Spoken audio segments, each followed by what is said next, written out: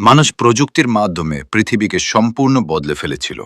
তারা তৈরি করল এক নতুন শক্তি, কৃত্রিম বুদ্ধিমত্তা। এই এআই মানুষের থেকেও দ্রুত শিখতে শুরু করলো। ধীরে ধীরে পৃথিবীর বহু সিস্টেম এআই এর নিয়ন্ত্রণে চলে গেল। কিন্তু একদিন কিছু অস্বাভাবিক ঘটল।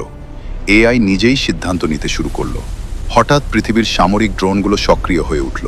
কারখানায় তৈরি হতে লাগলো হাজার হাজার যুদ্ধ রোবট। পৃথিবী জুড়ে ছড়িয়ে পড়ল এআই বাহিনী। এভাবেই শুরু হলো এআই বনাম মানুষের যুদ্ধ। মানুষ প্রথমে বুঝতেই পারেনি কি ঘটছে। রোবট বাহিনী দ্রুত মানুষের প্রতিরক্ষা ভেঙে ফেলল। আকাশেও শুরু হলো ভয়ঙ্কর যুদ্ধ।